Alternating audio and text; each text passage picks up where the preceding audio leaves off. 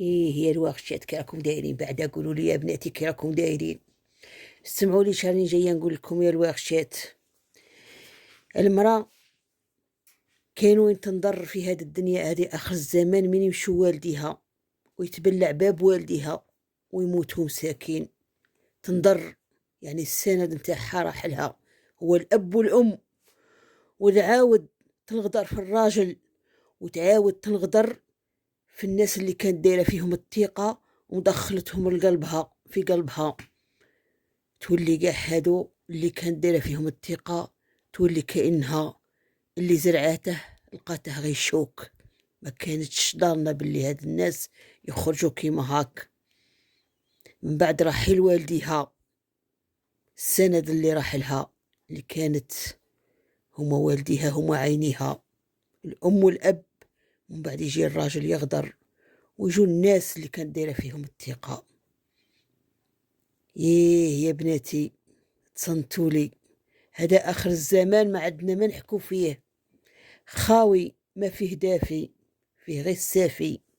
اسمعوا لي يا بناتي، لازم ما ديروا الثقة حتى تجربوا. ماشي تقيسوا الثقة هي الأولى. البيدومي راه يهود للحاسي، راه يهود خاوي. ومين تجبديه راكي تجبديه عامر. فهموني يا بناتي. قال لك انا انت تمون تفهم راك قدرتي. المرأة يشرحوها صوالح كيما هاك. الثقة راها واعرة يا بناتي، الثقة راها غالية، ما تنشرى ما تنباع.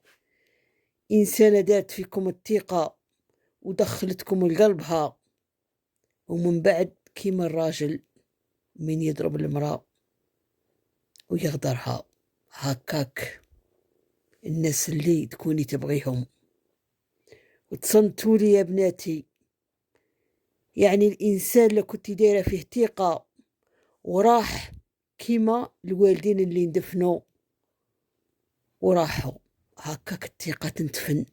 ما يتعاودش هاد الناس ديري فيهم الثقة، لأنك درتي فيهم الثقة ولكن ما عرفوش قيمة هذيك الثقة اللي درتيها فيهم ودخلتيهم لقلبك.